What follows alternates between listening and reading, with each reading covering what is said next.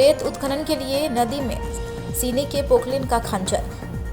प्रतिबंध के बावजूद भी जारी है नदी में मशीनों का रेत उत्खनन। जिले के आधा दर्जन नदियों में प्रतिबंध के बावजूद रेत कारोबारियों द्वारा बेखौफ होकर बीच नदी में मशीनें उतारकर रेत का खनन किया जा रहा, जिसके लिए खैरभार की उमड़ार नदी, उड़मा घाट, सलैया के भदार नदी, सुखदास की हलफल नदी, सोन नदी के मुंगबोला, पोंडी घाट सहित कई घाटों में रेत का उत्खनन मशीनों के माध्यम से जारी है। संजय तिवारी, न्यूज़ 24/7।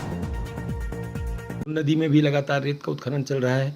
आसपास की जो नदियां हैं उनमें भी रेत के अवैध परिवहन जारी हैं, जबकि सरकार ने उनको इस तरह के कोई ठेके नहीं दे रखे और कुछ दिए भी हैं तो कुछ उसके माइनिंग प्लान होते हैं, खनन योजनाएं होती हैं, उसके अंतर्गत ही वो दोहन कर सकते हैं, लेकिन बिना किसी नियम के किए जा रहे हैं। और जिस तरह से ये बड़े बड़े गड्ढे और तैयार हो रहे हैं, पूरा क्षेत्र बड़े गड्ढों में तब्दील हो गया है।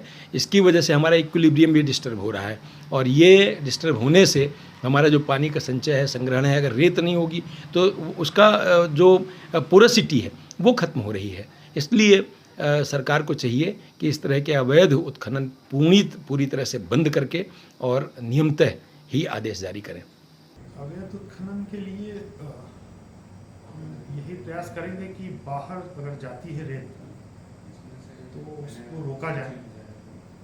और वैसे मेरा मानना ये है कि यहाँ मुझे बताया गया कि यहाँ की नीलाम हो चुकी है शायद रेत। जल्द से जल्द हमारा जो भी जिसने भी नीलामी में लिया है वो अपना कार्य प्रारंभ करे और उसको अवैध उत्खनन में जो भी सहायता होगी रोकने में हम देंगे, उत्खनन पर प्रभावी अंकुश लगाएंगे।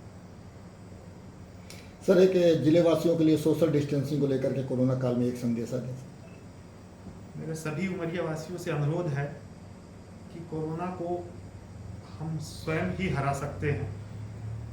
हम अभी कुछ समय तक, जब तक कि ये कोरोना का संकट कम नहीं हो जाता, तब तक मेल जोल में सावधानी रखें, मास्क का हमेशा प्रयोग करें, हाथ को हमेशा साबुन से या सैनिटाइज़र से साफ रखें।